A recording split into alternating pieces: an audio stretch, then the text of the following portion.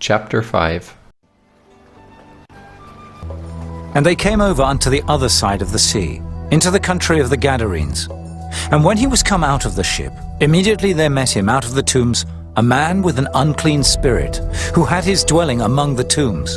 And no man could bind him, no, not with chains, because that he had been often bound with fetters and chains, and the chains had been plucked asunder by him, and the fetters broken in pieces. Neither could any man tame him. And always, night and day, he was in the mountains and in the tombs, crying and cutting himself with stones. But when he saw Jesus afar off, he ran and worshipped him, and cried with a loud voice and said, What have I to do with thee, Jesus, thou Son of the Most High God?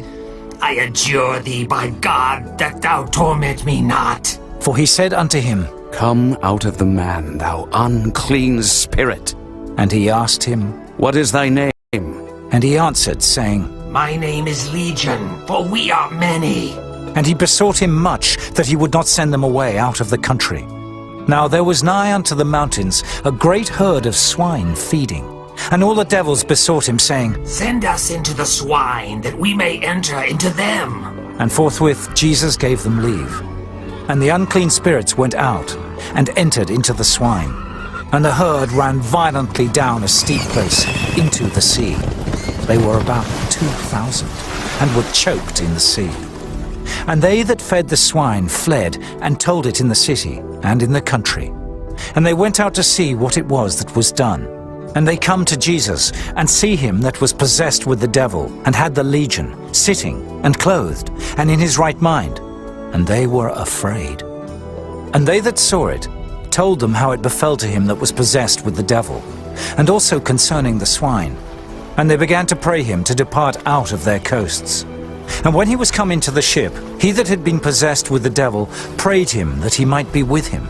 Howbeit Jesus suffered him not, but saith unto him, Go home to thy friends, and tell them how great things the Lord hath done for thee, and hath had compassion on thee. And he departed, and began to publish in Decapolis how great things Jesus had done for him. And all men did marvel. And when Jesus was passed over again by ship unto the other side, much people gathered unto him, and he was nigh unto the sea. And behold, there cometh one of the rulers of the synagogue, Jairus by name. And when he saw him, he fell at his feet, and besought him greatly, saying, My little daughter lieth at the point of death. I pray thee, come and lay thy hands on her, that she may be healed, and she shall live. And Jesus went with him, and much people followed him, and thronged him. And a certain woman, which had an issue of blood 12 years, and had suffered many things of many physicians, and had spent all that she had, and was nothing bettered, but rather grew worse, when she had heard of Jesus, came in the press behind, and touched his garment.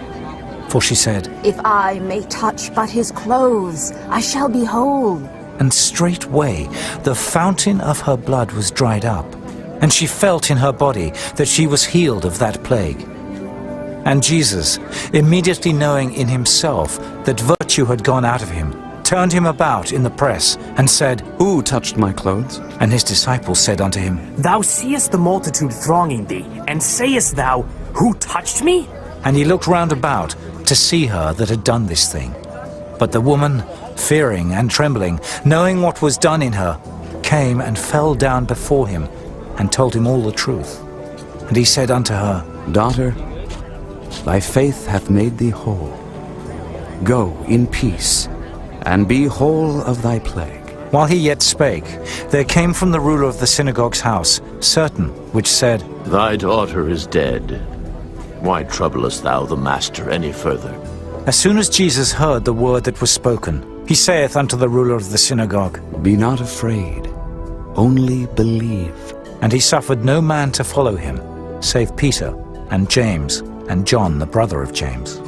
And he cometh to the house of the ruler of the synagogue, and seeth the tumult, and them that wept and wailed greatly.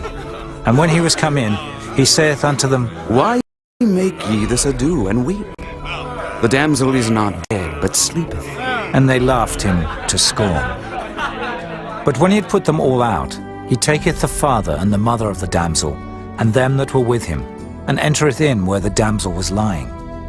And he took the damsel by the hand, and said unto her, Talitha cumi, which is, being interpreted, Damsel, I say unto thee, arise. And straightway the damsel arose, and walked. For she was of the age of 12 years, and they were astonished with a great astonishment. And he charged them straitly, that no man should know it, and commanded that something should be given her to eat.